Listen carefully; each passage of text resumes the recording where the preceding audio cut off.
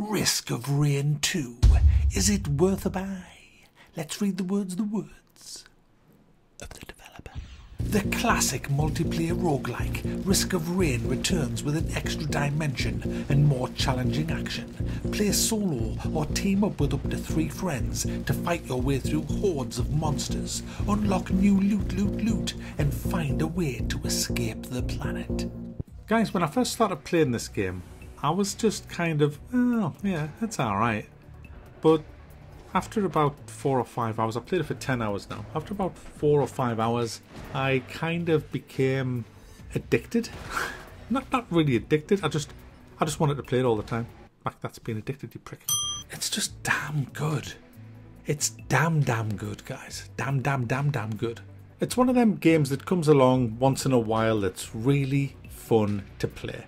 I try to bring all of them type of games on this channel because I get way more excited over games like this than I do about bullshit AAA ones that generally are shit. And I have to say, this is the best game I've played this year.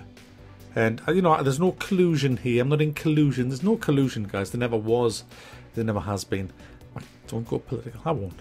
I guarantee I won't. No, there's no collusion between me and the developers or publishers of this game. They wouldn't even give us a copy. I asked them for a press copy of this game and they didn't get back to me. So I had to go and buy it off Steam, which is fair enough. It's only £15, but still, bastards. So what do you do? Well, you shoot things and loot things. It's a looter shooter. Like Anthem's a looter shooter, only this is way better than Anthem. Way better than Anthem. It looks like the inside of a donkey's rectum, but hey, when did graphics make a game? They just didn't. So basically what you do in this game is, it's for 1 to 4 players, you have to find a teleporter that's hidden on a level. But it's not really hidden, it's just you don't know where it is, and it's randomly generated every time, so you don't know where it's going to be. You go to the teleporter, activate it, a boss spawns in, you kill the boss, charge the teleporter, which takes about 2 minutes, and then you can teleport to the next level. If you die, you're dead. Unless you're playing with a team, then if you die and your team managed to win the battle and exit on the teleporter, you join them again on the next level. That's the way the game is. It has 3 difficulty levels, guys, that you can select before the game starts: easy, medium and hard. And all that does is it decides how long before the game becomes ha ha ha ha ha ha ha. No, I'm serious. That's all it does. And anyone who's played the game knows exactly what I'm talking about. Everybody else is going, yeah, Max lost it. But no, if you look at the top right corner, you will see the difficulty level at that present moment in the game. It always starts on easy, then it just constantly moves. It's constantly moving forward all the time. Moving to the right, then it becomes medium, then it becomes hard, then very hard, then insane, then impossible, then something else, then I see you, or whatever it is, until it gets to the final difficulty level of the game, which is ha ha ha ha ha. That's what it is. It's quite funny. Every time you kill something, you get some money. Now, that money builds up over time in the game on the specific level, but when you leave the level, it all gets wiped out and you start again. But there are loot crates scattered about, guys. Lots of them. And they all have a monetary value. So you might find a loot crate that's, I don't know, $80 to open. Now, if you have $80, you can open that. And inside is a guaranteed piece of loot. Just for you. I mean, if someone comes along and ninjas it off you, tough shit, then they got it. But you get your loot and it's going to be a passive item. The loot crates drop passive items. Now, these passive items, there's loads of them in the game. There is exactly, which is a lot. And it could do anything. It could be, you know, if you remain standing still for 2 seconds, you will heal. So, you know, that's one of them. Another one is 20% damage, extra damage to your bullets. Another one is when you're damaging an enemy, you have a chance to launch a stun grenade or a chance to launch missiles. There is tons of them. I don't know how many, in all honesty, guys, but it looks to be about 30 or 40, all of them on the screen there. I haven't unlocked all of them either. But the best laugh is, guys, you can pick up as many of these as you want.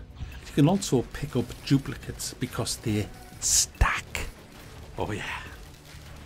They stack, guys. Oh yeah.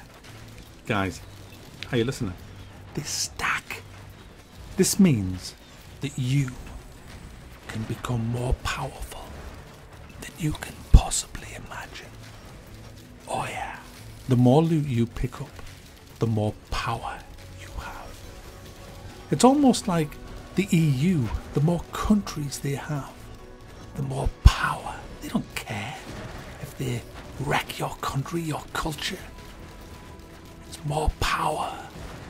More power. And they will brainwash you. They will... Mac, will you just...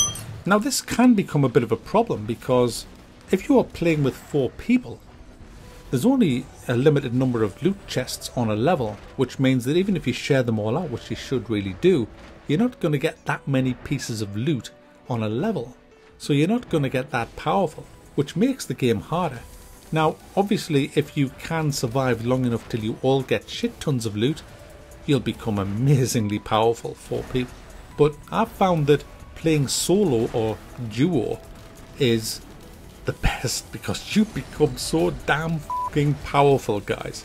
When you've got like 30 pieces of loot all stacked, you become almost invincible until you get one-shotted off that big fucking boss.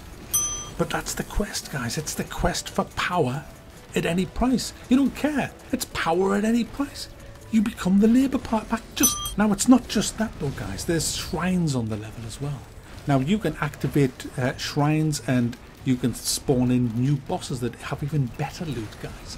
There's also equipment chests that you can pick up that give you a piece of equipment that isn't passive. These have to be activated. They have a long cooldown, but they can be devastating. One of them is a 100% chance to crit for 8 seconds. Another one fires missiles. But my favourite heals you for 50% of your health instantly. I mean, that is a lifesaver, guys. There's also lunar coins that you can find scattered around the level, which unlock lunar chests, which have really good loot in them. You can also save up 11 of these, and you can unlock the final character, which is a mage. I haven't found 11 lunar coins yet, so I still haven't unlocked the last character. I've unlocked all the others, but not the mage. I'm going to talk about the characters in a minute, because they are bloody great, and they're all totally unique. But I'm just continuing on with the map. The maps are all the same. It's the same map over, like, there's a four or five different maps, I think. But they never change. But what does change is the bosses that come in are all random. You don't know what boss you're going to get. You don't know what enemies is going to be on the level. And you also don't know what loot's going to be on the level. So RNG raises its ugly, ugly face in this game. But it isn't too bad. While I'm talking about looting and all that, there is a couple of things that do piss me off in this game. There's sometimes you come across these big chests that cost 2,500 to open, whereas maybe all the other chests on the level are about 400. So you think, oh my goodness, there's going to be something amazing in this. And there just isn't. I've opened 3 of these so far, and there's never been anything in it that you can't get from a £400 chest. So it's kind of, when I'm talking about pounds, I'm obviously talking about in-game currencies, guys.